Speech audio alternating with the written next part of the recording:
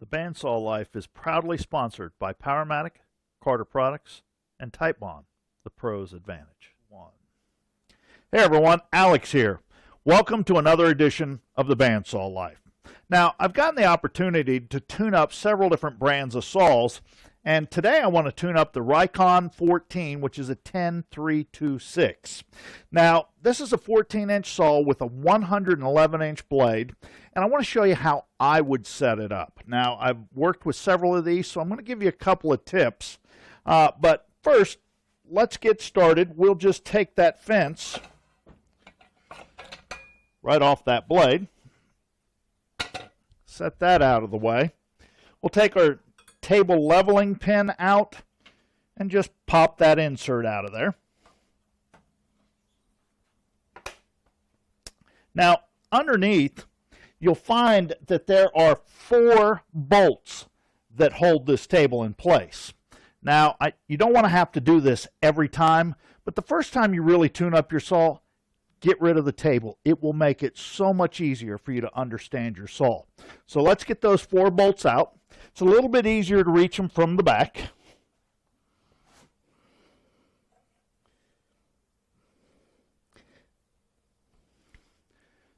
Now it does come with wrenches that go on the back, which we'll use to loosen those up.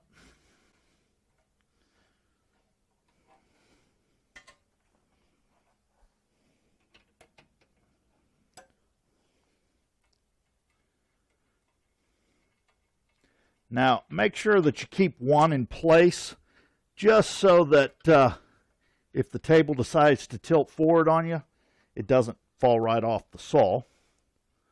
So we'll get this last bolt. Now you just simply push down right here on the back, and that'll kind of keep all that weight to the back to where you can get that last bolt out.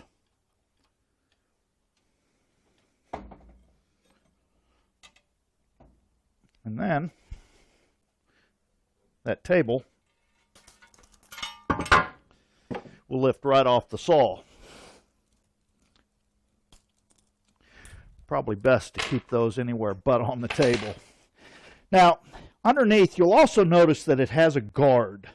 Now, I don't suggest you eliminate guards by any means, but it makes it a lot easier to adjust this saw if you just take that one bolt out.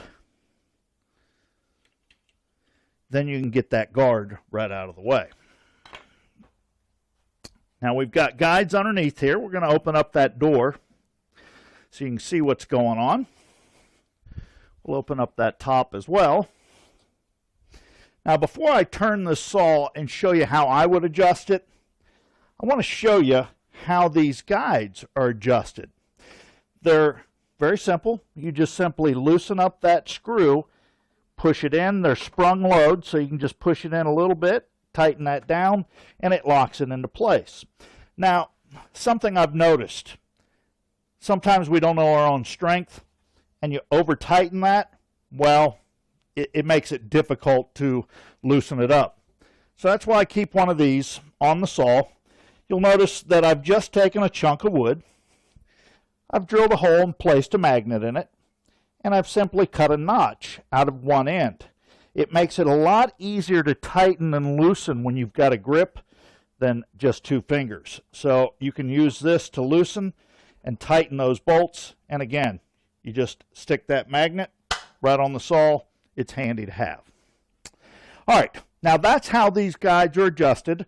The back thrust bearing is adjusted the same. You just simply loosen it, and it's also sprung load front to back, as you can see. So we're going to tighten these up, make sure, or the body of that guide, make sure that it's good and tight. We'll just tighten those up. That's a number 4 Allen wrench.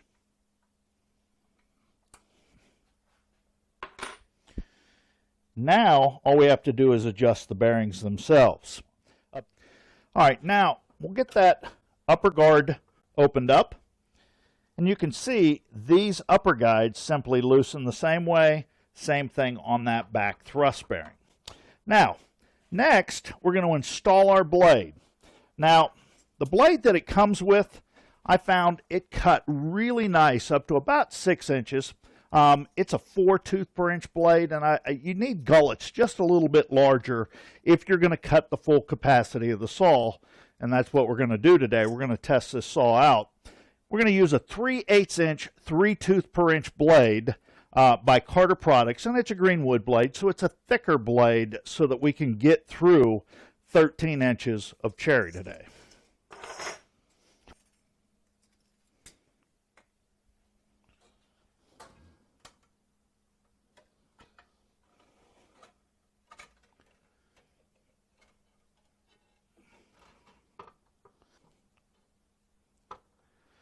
Now, I've installed the blade, but I want you to be able to see all the functions of this saw, so I'm just going to turn it around.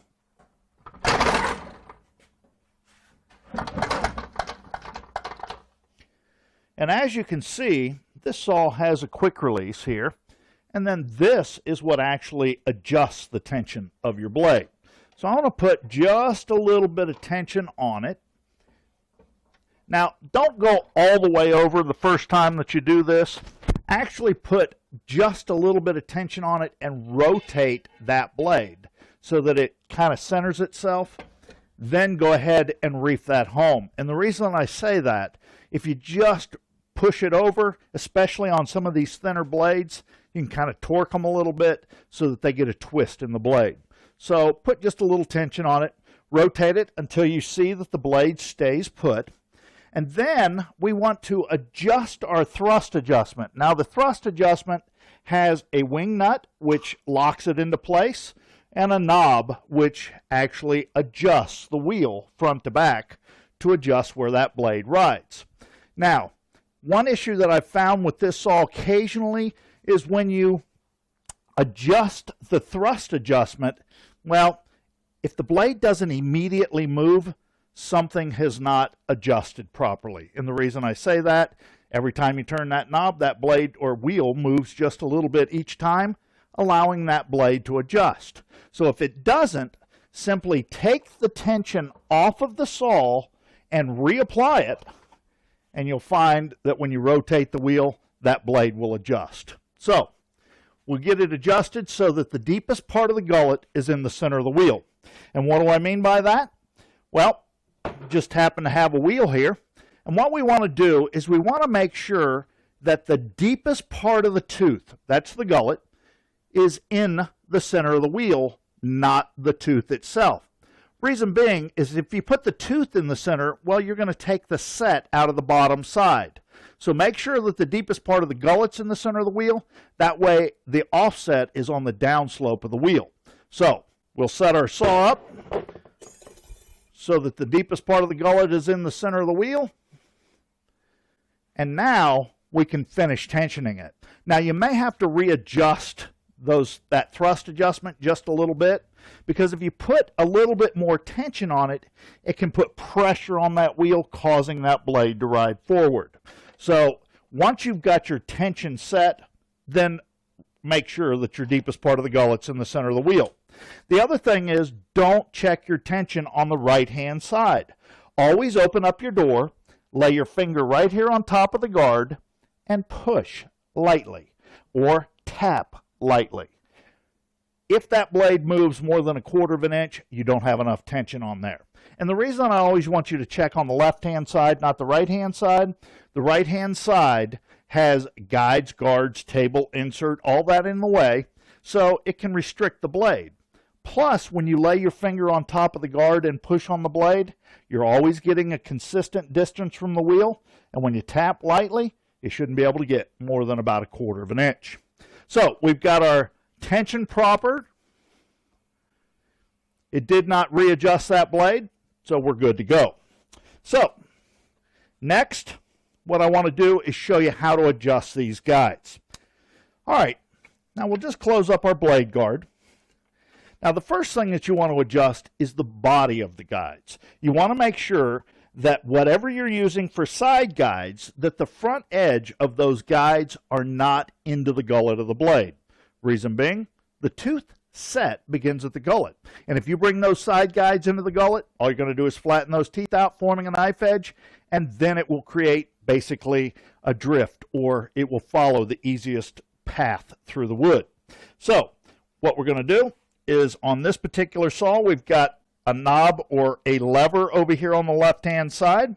We'll loosen that, and I'll just make sure that the front edge of those bearings are just behind the deepest part of the gullet.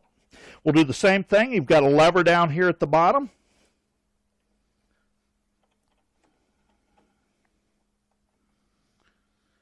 We'll tighten that up. Now, these levers are pretty easy to get out of the way. You just simply pull out, drop down, and then that way it doesn't catch on your table. So we've got our side guides adjusted front to back. Next, you want to do your thrust bearing. Now, the thrust bearing is what creates the rigidity in the blade. You want to make sure that it's as close to the back edge of the blade as possible, both top and bottom, without them touching.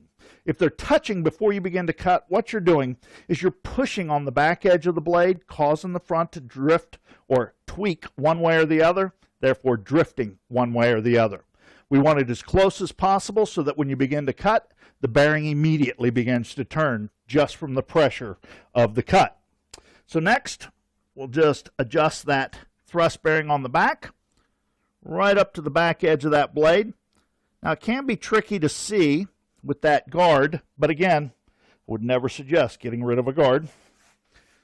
Now, I'm just going to push lightly, and you can see that this actually has a little bit of give. So I'm going to bring that up just a little bit closer.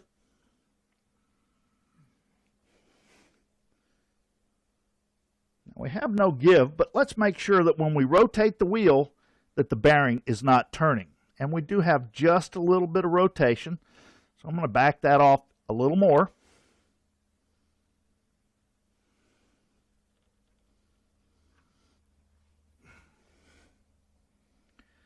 All right, now that bearing doesn't rotate or turn, and as you can see, it's pretty solid, and basically I should be able to push as lightly as possible. As you know, those points can't feel real good on the backs of the fingers, but if I can do that and make that bearing turn, yet it doesn't rotate when I rotate the blade, you're good to go. We'll do the same thing down here at the bottom. Snug that up. Now, neither of those bearings are rotating or turning when I rotate the blade. But if I've done this properly, I should be able to touch right here in the center with as little as a fingernail. They should both turn, which they do. When I rotate the wheel, neither of them turn. So now we're all the way up to step 5. Now, step 5 is pretty simple. We just simply push those bearings right up to the blade, but not actually touching. We want to leave just a little bit of daylight between the blade and the guide. Again, rotate that blade, make sure that it's not touching, and kind of tap on it to make sure that you don't have too much flex. Remember, you always were told to use tape or a feeler gauge or anything just to get them as close as possible. All you're doing is destroying your blade. And the reason I say that, anytime that steel has yield, which is basically bend, which every tooth is bent, and you put friction or heat anywhere in the body of that blade, that tooth will come back to its original shape. So make sure that they're close, but not so close. Remember, now that you have the deepest part of the gullet in the center of the wheel, the only thing these side guides have to do is to prevent the back edge from fishtailing, which is a whole lot easier than trying to force that front edge where you want it to go. We're now using leverage, not force, to direct where that blade goes. So we'll do the same thing underneath.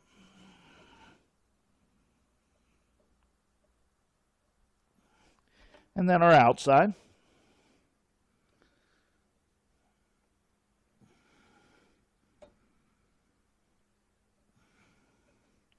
We'll rotate that wheel to make sure that no movement either way on the bearings.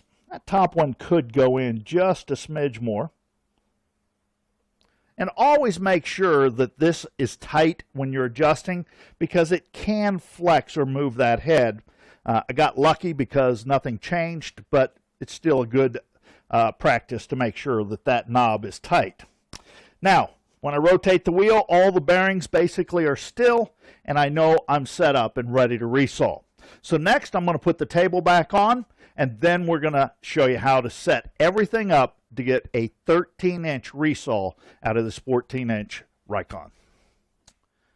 All right, now let's get this table ready to install. Now you may find it easier to take the blade off before you reinstall this. I've done this a couple of times.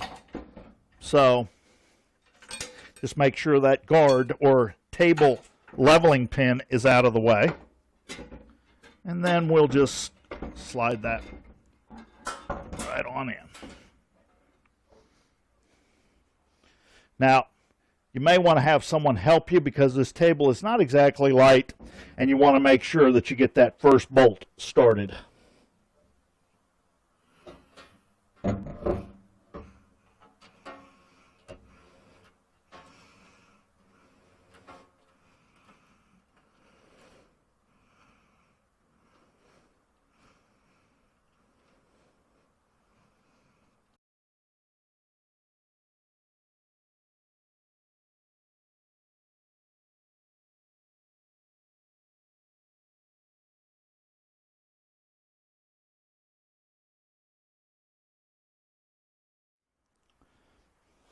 All right, now I've got the table bolts installed, but I haven't tightened them.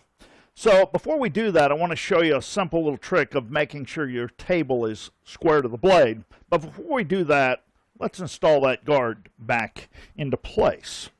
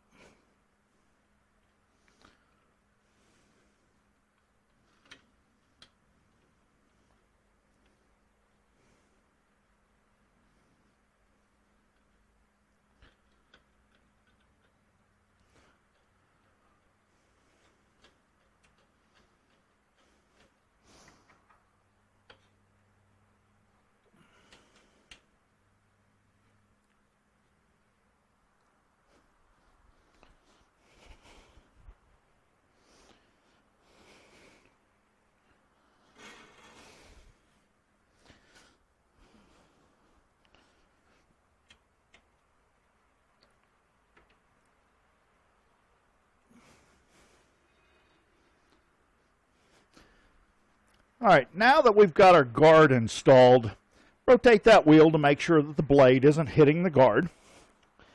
Next, we'll install our table insert.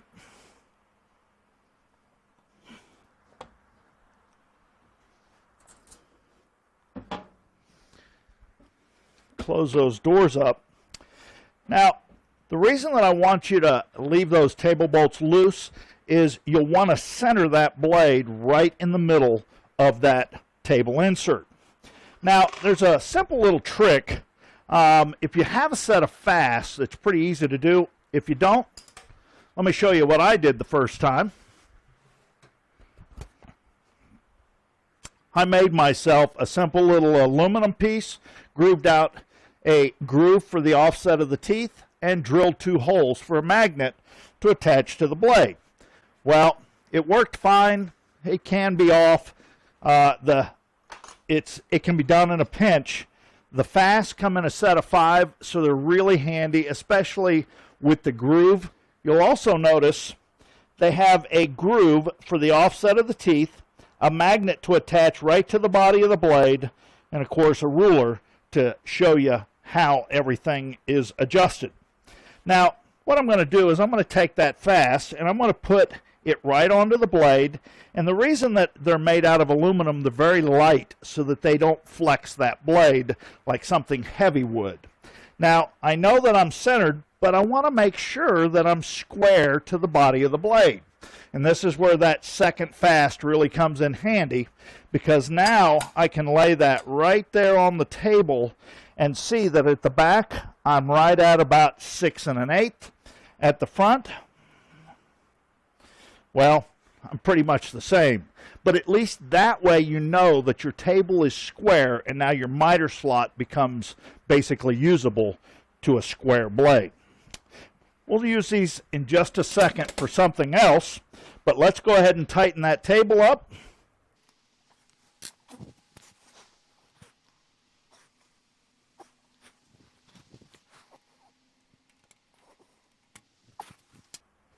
All right, now we've got our table tightened. Now we want to make sure that we set our fence properly and square to the body of the blade.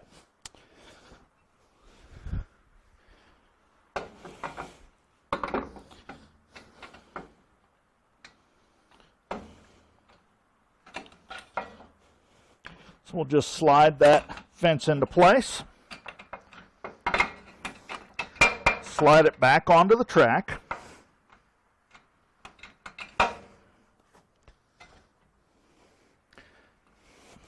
We'll tighten that down.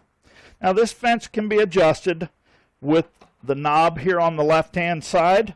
By simply tightening it, it actually has a cam which moves the fence. So we want to make sure that we set it to where it's square to the body of the blade. Now again, how do you do that? Well, you can either make your own or you can get yourself a set of fasts. We'll take that groove and put it right at the teeth. Then I can move that blade or that fence right up to the blade, and I can look right down it and see that I've got a perfectly aligned fence. Again, you can take a second fast and measure over front and back. Say you wanted to set it 2 inches, well then you'd be 2 inches on the back, 2 inches on the front. You're 2 inches away and you're square to the body of the blade. We're going to set this one up so that we're basically just about 1/8 or so away, because again, I want to make sure that everything is set up properly, and we're going to resaw a 13-inch piece of cherry.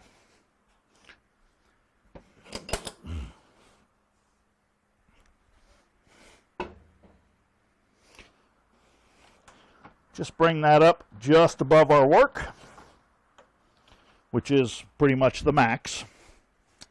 Now I want to make sure that I've got a good square top to bottom. Now I can see that it's good and square, but I'm going to show you an easy way of making sure that your table is good and square. Now a simple way of making sure that your table is good and square, we'll just readjust that fence here back to 1/8 in just a second.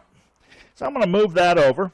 It's not real safe to have that exposed all the way, so we'll drop that back down.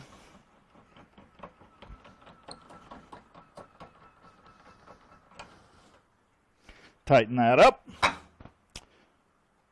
Safety first. Now, a 2x is a real simple way of making sure your table is perfectly square.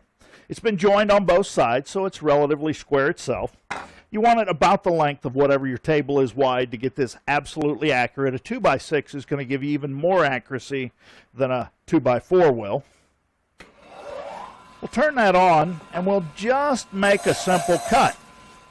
We'll flip that wood over so that that cut is in the back.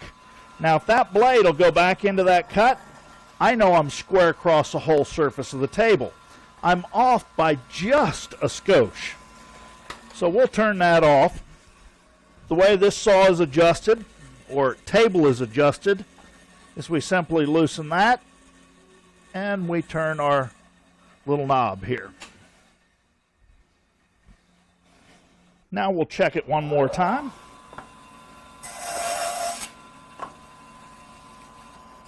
And now that blade slides right back into that cut. I know that I'm level across the whole surface of the table.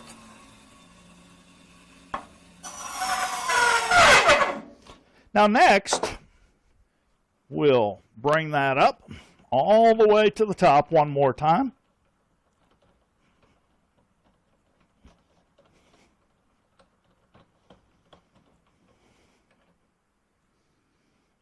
We'll move our fence back over. We already know that that fence is good and square to the blade. I'm going to set it at about 1/8, maybe 3/16. Make sure everything is tight.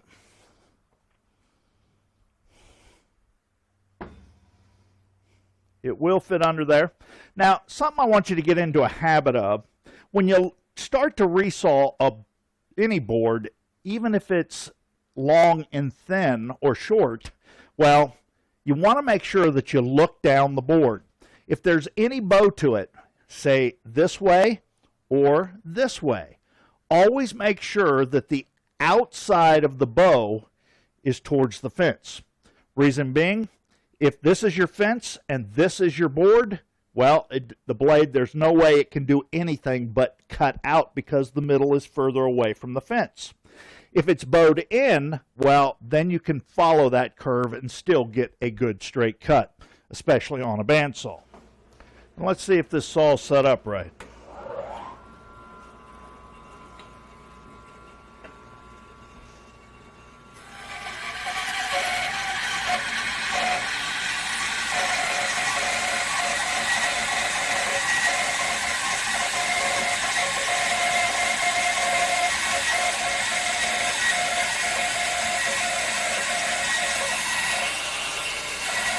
Now try not to be right in line with the blade anytime you're holding. If it were to push out, always try to be in front or back of where that cutting edge is. Just want to be super safe.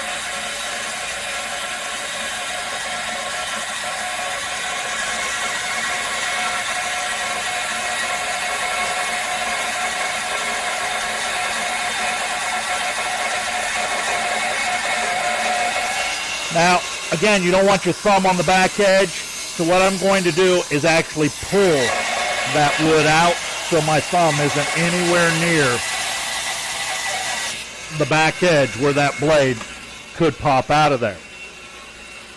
So, what we got was a dead perfect straight cut, and then top to bottom, doesn't get any better than that.